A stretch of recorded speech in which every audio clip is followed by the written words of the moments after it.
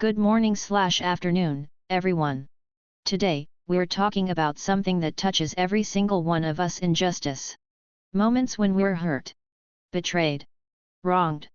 When everything inside us screams, this isn't fair.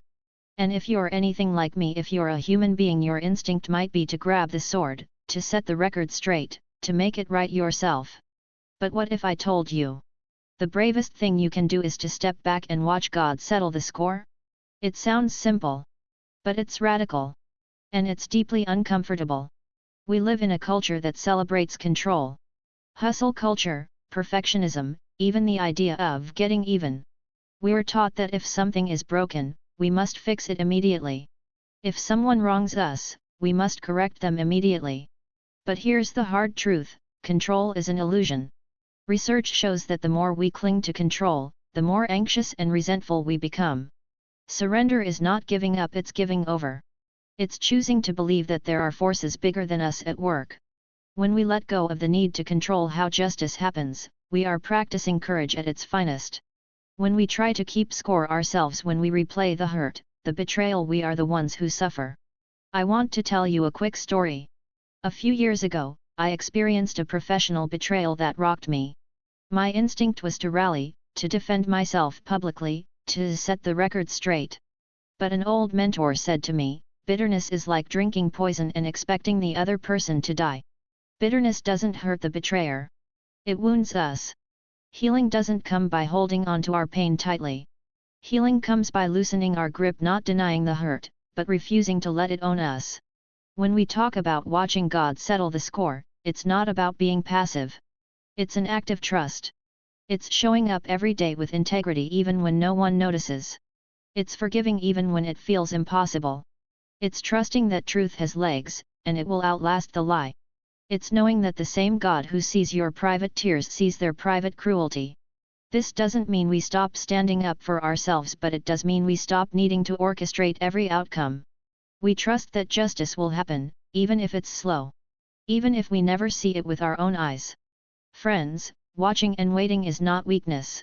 It is a vulnerable, brave, spiritual act. It's daring to hope in a cynical world. It's saying, I refuse to let injustice change me into something I'm not. I will keep my heart soft. I will keep showing up. I will trust that goodness, truth, and justice have the final word even if I don't get to write it myself. That is not naive. That is strength rooted in hope. Final thoughts. Today, I want to leave you with this. You don't have to fight every battle. You don't have to prove every point. You don't have to seek revenge to reclaim your worth. You can trust God to settle the score. You can rest in the deep, soul level knowing that justice is real, and it is working even when you can't see it yet. Because in the end, watching God work will do more for your healing than fighting every battle ever will. Would you also like me to create a shorter, punchier version you could use for a 2 to 3 minute delivery, or even a version that could fit a PowerPoint keynote talk? One of the biggest myths we carry, often without even realizing it, is the idea that if we just try hard enough, plan carefully enough, or stay vigilant enough, we can control how life unfolds. Control is seductive. It promises us safety. It offers us the illusion that if we just manage everything perfectly, our jobs, our relationships, our reputations, then we can avoid pain, prevent betrayal, and guarantee success. It is a comforting story. And it is a lie. The truth is, control is not just exhausting, it's impossible. No matter how many spreadsheets we make, how many difficult conversations we rehearse in our heads, how many late nights we spend worrying about how things will turn out, we cannot force the outcomes we want.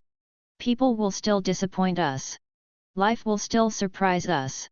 Plans will fall apart. Outcomes will be different from what we envisioned. The danger isn't just that control doesn't work, it's that clinging to it steals our peace. It keeps us in a constant state of tension, hypervigilance, and fear. Let me tell you a story. A few years ago, I was part of a collaborative project that meant the world to me. I poured myself into it heart, soul, sleepless nights believing that if I just worked hard enough, communicated clearly enough, and showed up with integrity, everything would work out beautifully. But it didn't. In fact, the project ended in a way that felt deeply unfair, even heartbreaking. I spent months replaying the conversations in my mind, wondering what I could have done differently, how I could have controlled the outcome. The more I obsessed over it, the angrier and more exhausted I became. It took a long time and a lot of vulnerability for me to finally accept that I could not control other people's actions, their narratives, or their perceptions. I could only control how I chose to show up, and how I chose to heal afterward. Surrender gets a bad reputation in our culture. We associate it with weakness, passivity, or defeat. We think of surrender as giving up. But in reality, real, spiritual surrender is one of the bravest things we will ever do. Surrender means recognizing the limits of our own power without shame. It means stepping back from the need to manage, fix, and force, and instead trusting that there is a wisdom bigger than our own at work in the world. Surrender is not about disengagement. It's not about apathy. In fact, it requires us to stay deeply engaged with our own lives and emotions. It demands honesty about what we're feeling: grief, anger, fear, without letting those feelings drive destructive behaviors. Surrender says, I will show up fully, with my whole heart, but I will not try to control what happens next. I will trust that even when I cannot see the full picture, there is a larger story being written, a story where justice, healing, and redemption are still possible. In the research on resilience, one of the most consistent findings is that people who thrive after hardship are not those who can control every aspect of their environment. They are those who can adapt, those who can accept uncertainty without losing their sense of purpose and identity. They are people who practice surrender, not as a last resort, but as a daily discipline. They know that their worth is not dependent on outcomes, but rooted in something much deeper and more unshakable. When we surrender the need to control, we make space for peace. We make space for creativity, for unexpected solutions, for grace. We open the door for healing, not just for ourselves, but sometimes for others as well. We become less reactive and more responsive. Less defensive and more compassionate. And perhaps most importantly, we become free. Freedom doesn't come from winning every battle or managing every narrative. It comes from knowing that our value is secure even when outcomes aren't.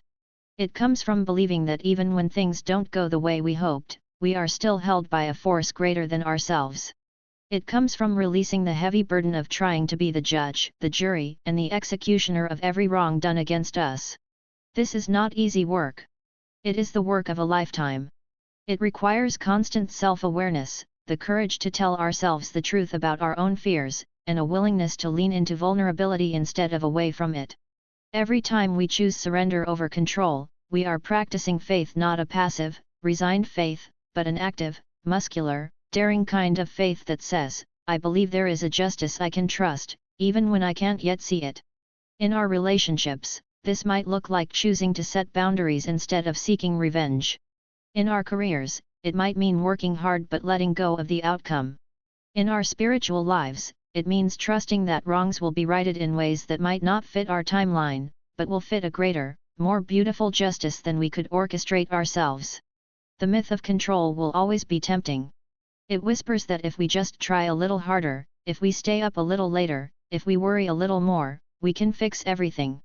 But true courage, deep, soul-level courage, invites us to put down that burden. To breathe. To open our hands. To trust. Because when we finally do, we find something better than control. We find peace. We find freedom. We find that sometimes, the greatest victories come not when we fight harder but when we dare to surrender.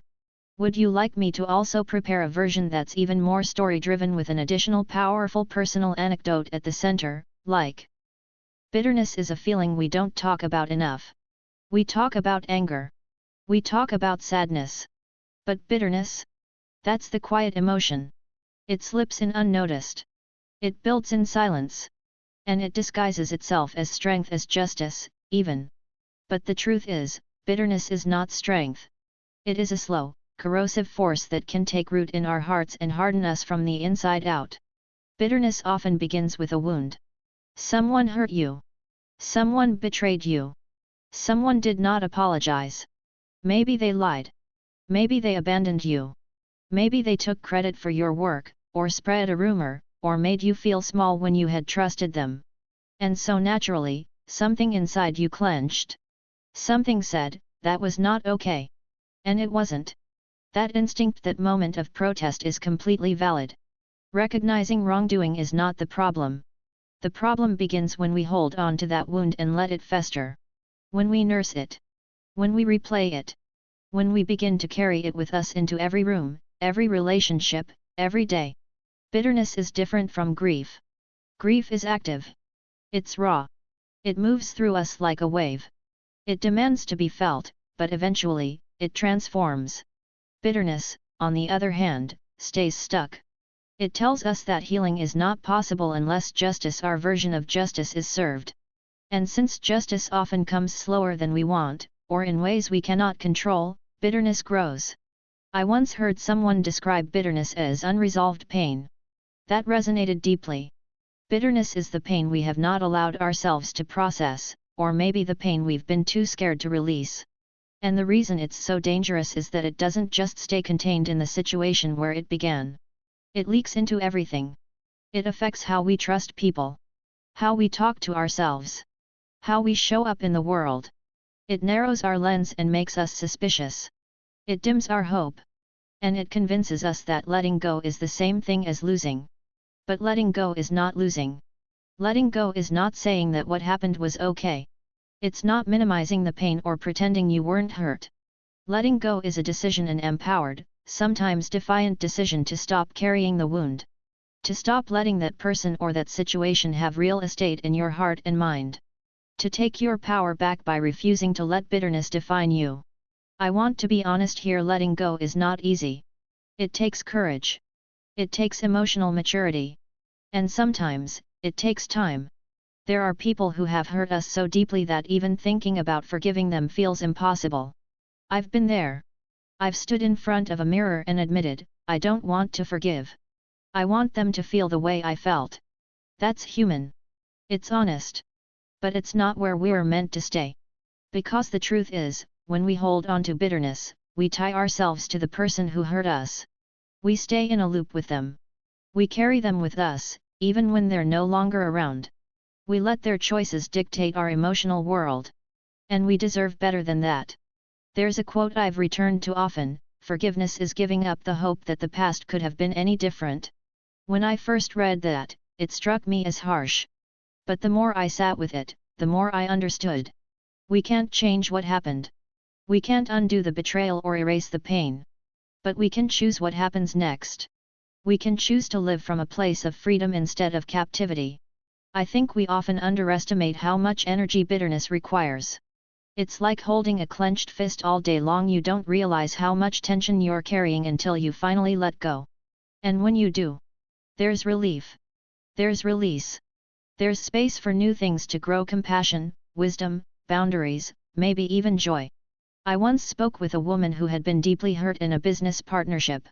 Years later, she was still talking about the betrayal with the same intensity, the same anger, as if it had just happened. She said to me, I can't move on until they acknowledge what they did. And I understood that. We all want recognition. But I asked her gently, what if that day never comes? Are you willing to let this person hold your peace hostage forever? Her eyes filled with tears. Not because she was weak, but because she was beginning to understand just how much of her life had been shaped by a wound that someone else left behind. Letting go doesn't always mean reconciliation. It doesn't mean re-entering a toxic relationship or excusing someone's behavior. Sometimes the most loving thing we can do for ourselves and for the other person is to let go with clarity and distance. To say, I release you, and I release myself. That is not weakness. That is sacred strength. And here's what I know, both from the research and from my own life: healing is not a straight line. There will be days when the bitterness creeps back in. Days when we feel the sting again. That's okay. That's normal. Healing is layered. But every time we choose to soften instead of harden, to process instead of suppress, we take one more step toward freedom. Bitterness wants us to believe that we are powerless until justice arrives. But the healing that comes from letting go reminds us that our power never left. That we can reclaim our peace. That we can live untethered from the pain others caused. And that in choosing release, we are not giving up the story, we are writing a new one. Would you like to follow this with the next section on trusting in a justice bigger than ourselves in the same expanded tone? There is something deep inside us that longs for fairness. From the time we are very young, we instinctively understand when something isn't right. A child will say, "That's not fair," without needing to be taught the concept. It's built into us. So when we experience injustice as adults, when we are mistreated, misjudged, overlooked, or betrayed, our sense of right and wrong is activated. We want to fix it. We want to see wrongs made right. And we want to see it now. That desire is deeply human. But it's also deeply complicated. Because the world doesn't always run on our timeline. People don't always apologize. The truth doesn't always rise to the surface as quickly as we want. Sometimes it feels like injustice wins. Like silence protects the wrongdoer. Like manipulation triumphs over honesty. And in those moments, when we feel the sting of injustice and the ache of unanswered pain, we are faced with a choice. Do we try to force justice with our own hands, or do we dare to trust in something bigger than ourselves? Trusting in a greater justice, divine justice, cosmic justice, spiritual justice isn't a passive or easy act. It's not some fluffy, feel-good belief that everything will magically work out. No, it's a disciplined, often painful, daily act of surrendering what we cannot control and choosing to believe that what is right will eventually rise even if we never see it happen. And let me be clear, that kind of trust requires tremendous vulnerability. We like to be the authors of closure. We like the idea that if we speak up enough, fight hard enough, post the right thing, prove our case, we can bring justice to our own story. And sometimes, yes, that is part of the process, using our voice, standing for truth, drawing boundaries. But often, real justice unfolds in ways we don't expect, and it rarely happens on our schedule. That's where trust comes in, not as a weak fallback, but as a fierce and resilient choice. One of the hardest truths I've had to sit with, and one I still wrestle with, is this: just because I don't see justice immediately doesn't mean it's not happening. Justice is not always loud. It's not always public. Sometimes, the reckoning happens quietly, behind the scenes, in ways we'll never know about. And sometimes, the work of justice takes root not in the person who hurt us, but in us, in the way we grow, in the clarity we gain, in the strength we discover. That's not always the version of justice we want. We want dramatic resolutions, satisfying apologies, people being held accountable in ways we can measure. But trusting in a justice bigger than ourselves means loosening our grip on the outcomes we demand and allowing life, time, and grace to work in ways we can't orchestrate. I've had people come back years after a conflict and admit they were wrong. I've seen situations unfold years later that revealed truths I thought would stay hidden forever. But I've also had situations that never got resolved in the way I hoped. I never got the apology. The other person never took responsibility. And I had to learn that my healing could not depend on their repentance. I had to learn to trust that justice was not absent just because I couldn't see it. Sometimes justice looks like my peace returning. Sometimes it looks like me sleeping well at night while the other person continues to wrestle with their choices in ways I'll never witness. And sometimes justice doesn't look like anything at all, it just feels like freedom. There's also something important to name here. Trusting in bigger justice doesn't mean staying silent in the face of harm.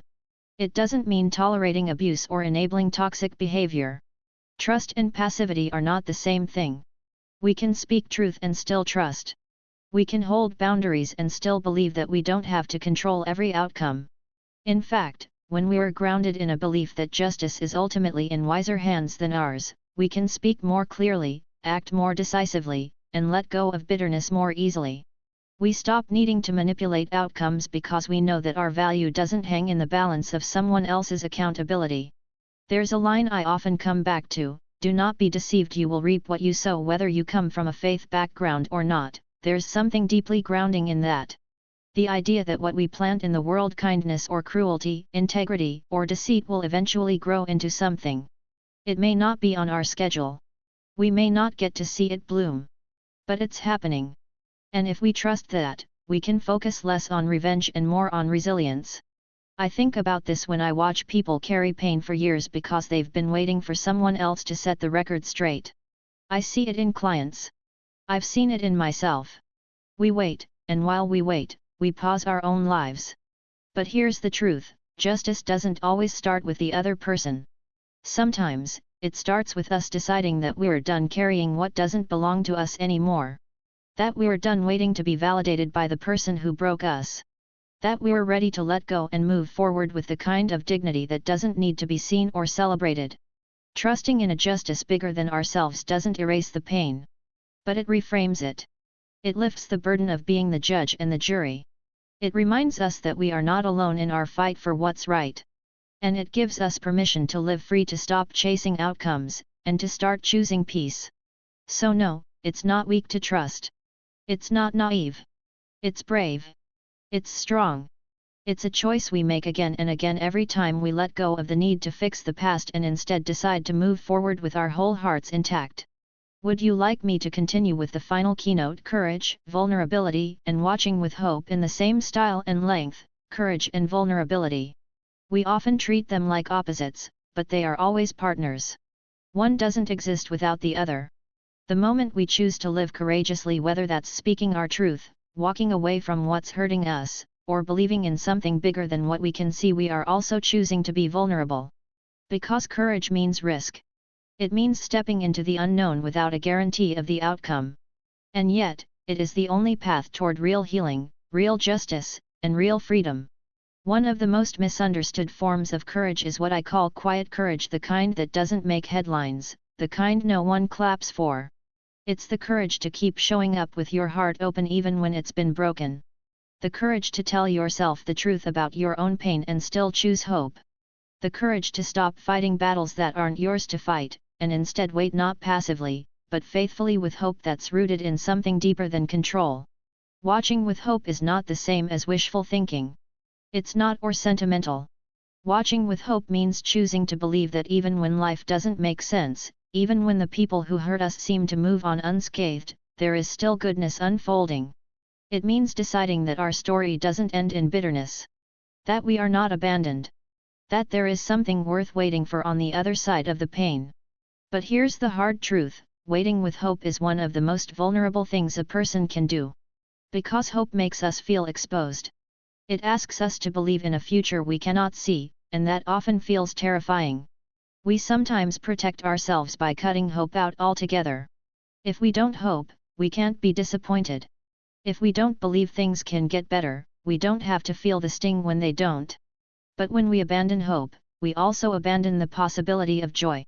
And joy, like courage, requires us to be open. It requires us to be vulnerable enough to say, maybe something beautiful can still happen here.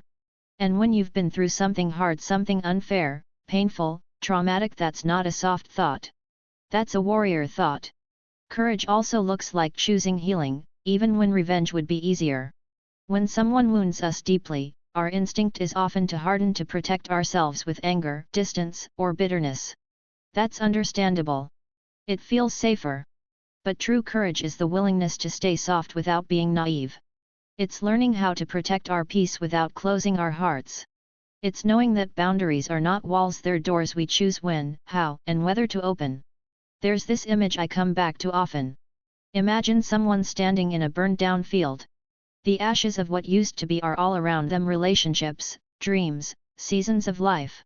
They don't deny the destruction. They don't pretend it didn't hurt.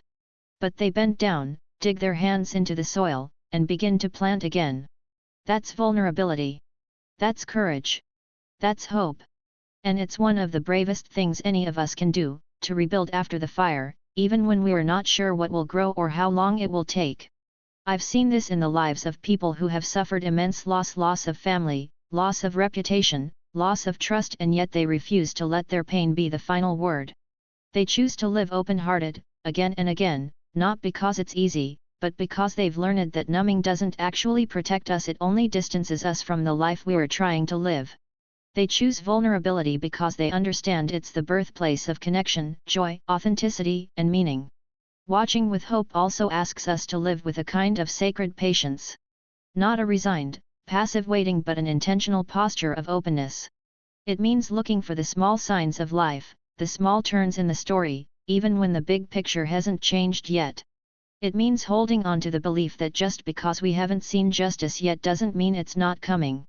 Just because we haven't been vindicated doesn't mean the truth isn't moving slowly, silently, powerfully in our favor.